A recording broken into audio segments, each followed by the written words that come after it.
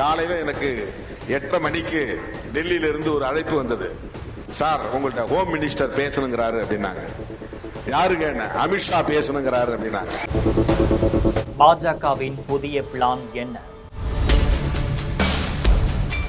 திருமாவை குறிவைத்த பாஜக கூட்டணிக்கு அஸ்திவாரமா? தமிழகத்தில் பாஜகவை கடுமையாக எதிர்த்து வருபவர் விசிக தலைவர் திருமாவளவன் அவர்கள். இப்படிப்பட்ட சூழ்நிலையில திடீர்னு நேற்று காலையில மத்திய உள்துறை அமைச்சர் அமித்ஷா போன் செய்து பிறந்தநாள் வாழ்த்து தெரிவித்திருக்காரு. அதே போல மத்திய ரயில்வே அமைச்சர் அஸ்வினி வைஷ்ணவும் தமிழ்ல வாழ்த்தும் கூறியிருக்காரு. ஏற்கனவே அஸ்வினி வைஷ்ணவ் திருமாவளவன் இடையே நல்ல நட்பு இருக்கும் நிலையில அமித்ஷா திடீர்னு போன் செய்து வாழ்த்து கூறியதன் பின்னணியில என்ன இருக்கிறது என்பது குறித்து ஜெம் தொலைக்காட்சியில் விரிவாக பார்க்கலாம்.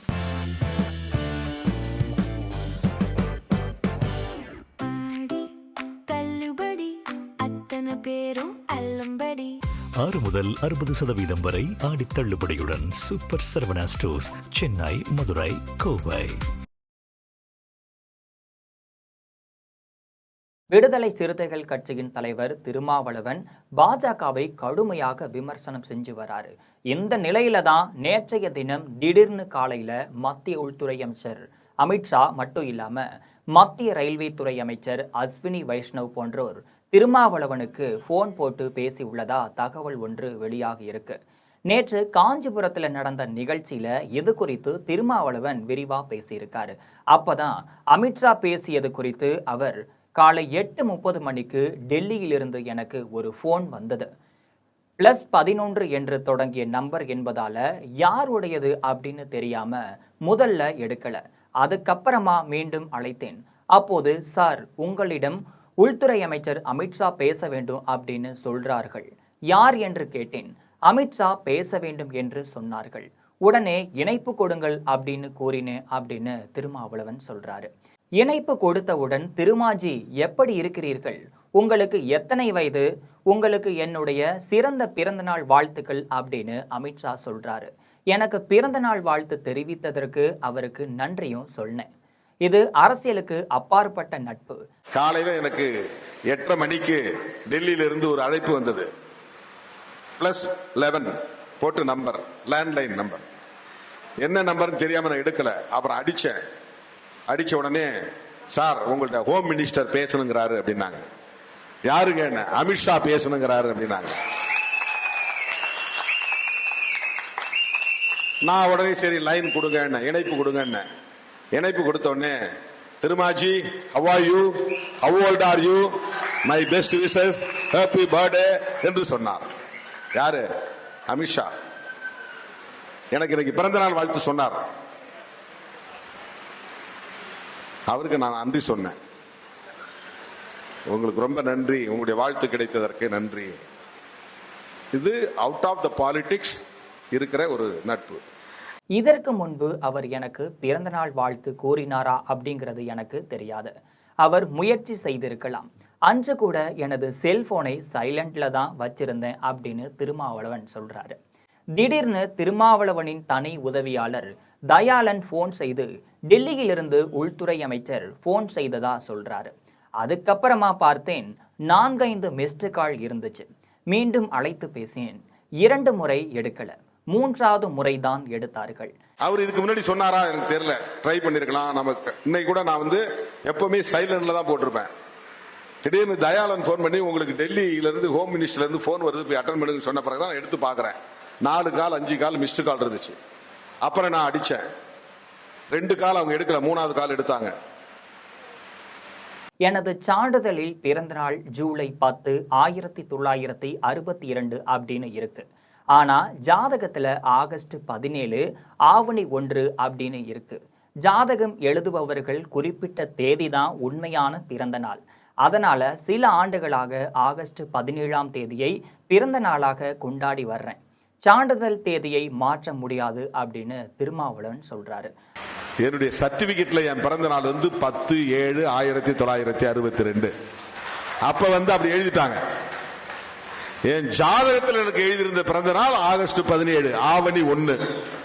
ஜாதகம் எழுதுறவங்க தான் கரெக்டான தேதி குறிப்பாங்க. ஏன்னா உள்ளூர்ல இருக்கிற ஐயருங்க வந்து கரெக்டா எந்த தேதியில பிறந்தமோ பிறந்த தேதி கரெக்டா ஆவணி மாசம் 1ஆம் தேதி சுபகிருது வருஷம் ஆவணி மாசம் 1ஆம் தேதி எழுதி வச்சிருக்கிறாங்க. அதனால நாம வந்து 10/7 கொண்டாடுறது இல்ல. பிறந்த நாள் கொண்டாடுறதுன்னு முடிவான பிறகு சர்டிபிகேட்ல இருக்கிற தேதியை மறந்தாச்சு. ஜாதகத்துப்படி எழுதின தேதி அதுதான் உண்மையான தேதி. அது எந்த ஆங்கிலத்துக்கு எந்த தேதி வருதுன்னு பார்த்தா அது ஆகஸ்ட் 17 வருது. அதனால இப்ப நம்ம கொஞ்ச காலமா ஆகஸ்ட் 17 கொண்டாடிட்டு இருக்கிறோம். அந்த சர்டிபிகேட் நம்ம மாற்ற முடியாது. பார்லிமெண்ட்டுக்கு கொடுக்கும் போதெல்லாம், எலெக்ஷன் அபிடவிட்ல கொடுக்கும் போதெல்லாம் கம்யூனிட்டி சர்டிபிகேட் வைக்கிற மாதிரி பர்த் சர்டிபிகேட் நம்ம டிசி வைப்போம். First SSLC first page.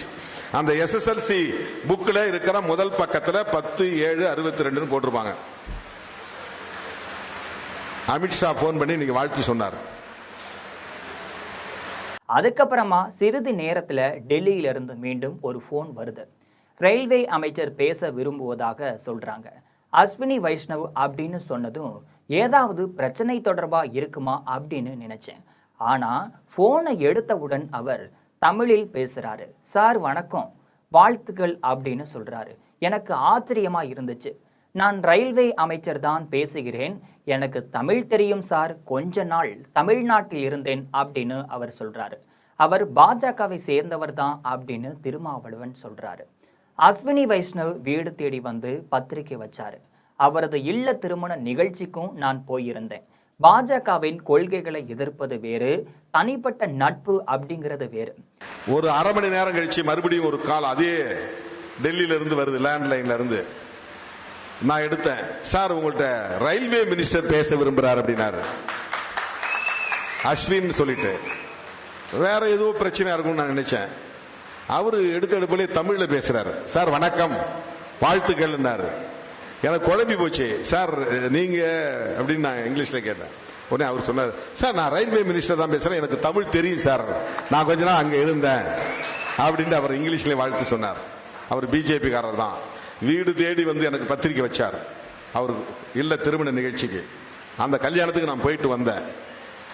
பிஜேபியின் கொள்கையை எதிர்ப்பது என்பது வேறு, தனிநபர் உறவு என்பது வேறு. தாவேகாவிற்கு ஆதரவு தெரிவித்து விட்டீர்கள், திமுகவுடன் நட்புறவை தொடர்கிறீர்களா அப்படின்னு பலரும் கேட்க ஆரம்பிச்சிட்டாங்க. திமுகவுடன் நல்ல நட்புறவு தான் இருக்கிறோம் அப்படின்னு சொன்னேன். உடனே இங்கேயும் போவீங்களா அங்கேயும் போவீங்களா, ஒரு கால் இங்கே ஒரு கால் அங்கே அப்படின்னு கேட்குறாங்க. இது தமிழ்நாட்டின் அரசியல் கலாச்சாரமா மாறிடுச்சு. ஒரு இடத்திற்கு சென்றால் இன்னொரு இடத்தில் பேசக்கூடாது, இன்னொரு இடத்திற்கு சென்றால் இங்கே வரக்கூடாது அப்படிங்கிற நிலை இருக்கு. அந்த அரசியல் பார்வையை மாற்ற வேண்டும் அப்படின்னு திருமாவளவன் சொல்றாரு. மே மாசம் 21ஆம் தேதி 9ஆம் தேதி பேட்டியில சொன்னேன், நீங்க ஆதரவு கொடுத்துட்டீங்க, திமுக கூட்டணி தொடருதான். திமுகவோட நல்ல நட்புல தான் இருக்கிறோம், உறவு தொடர்கிறதுன்னு சொன்னேன். உடனே அது எப்படி இங்கேயும் போவீங்க அங்கேயும் போவீங்களா, அங்க ஒரு காடு இங்க ஒரு காடு. இது தமிழ்நாடு ட்ரெடிஷனல் பாலிடிக்ஸ். பேசக்கூடாது, இங்க போனா அங்க பேசக்கூடாது. ஜெயலலிதா அம்மா இருந்தப்போ அதிமுக தலைவர்கள் யாராவது அவளை பார்த்துட்டா ஓட்ட முடிச்சிருவாங்க. வேண்டாம் வேண்டாம் வேண்டாம், போட்டோ எடுத்து எவனாவது அனுப்பிச்சிருவான், அப்படி மிரட்டி வச்சிருந்திருக்காங்க அதிமுக திமுக தொண்டர்கள்ட்ட. இந்த அரசியல் இந்த தாக்கம் இன்னும் இருக்கு. அத முதல்ல உடைச்சவன் திருமாவளவன். பிரதமர், மத்திய அமைச்சர்கள், எம்பிகள் அப்படின்னு அரசியல் தலைவர்கள் ஒருவருக்கொருவர் பிறந்தநாள் வாழ்த்து சொல்வது சாதாரணமான விஷயம்தான் அப்படின்னு பலரும் நினைக்கலாம். ஆனா இங்கே கவனிக்க வேண்டிய விஷயம் என்னன்னா, இதுவரைக்கும் அமித்ஷா தனக்கு பிறந்தநாள் வாழ்த்து கூறியிருக்கிறார் அப்படிங்கிறது கூட தனக்கு தெரியாது அப்படின்னு திருமாவளவன் ஒத்துக்கிறாரு. ஒருவேளை ஏற்கனவே அமித்ஷா வாழ்த்து கூறியிருந்தால் அதை அவர் நிச்சயம் நினைவில் வைத்திருப்பார் அப்படின்னு அரசியல் பார்வையாளர்கள் சொல்றாங்க.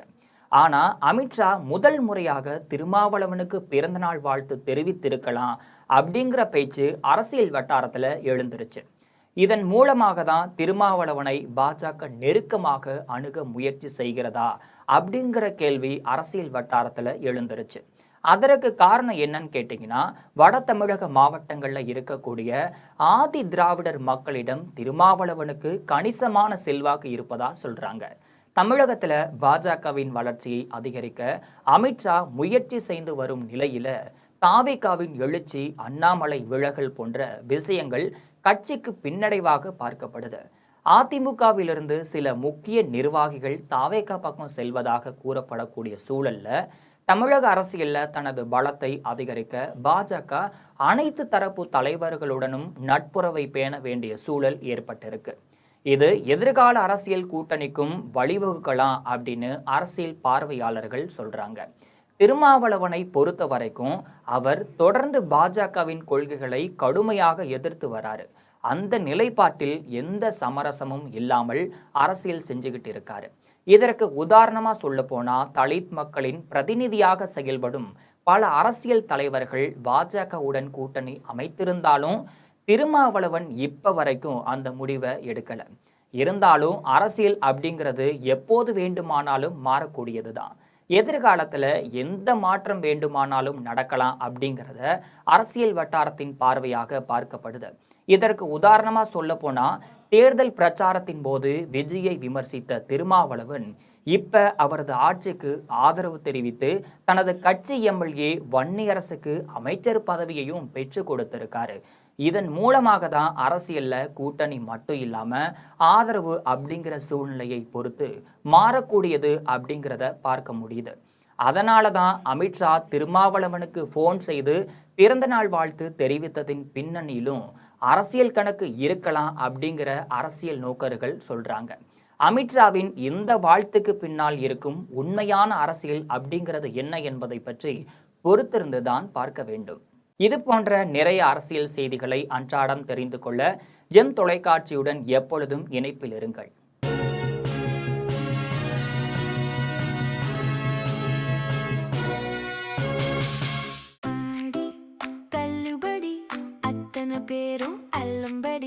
ஆறு முதல் 60% வரை ஆடி தள்ளுபடியுடன் சூப்பர் சரவணா ஸ்டோர்ஸ், சென்னை, மதுரை, கோவை.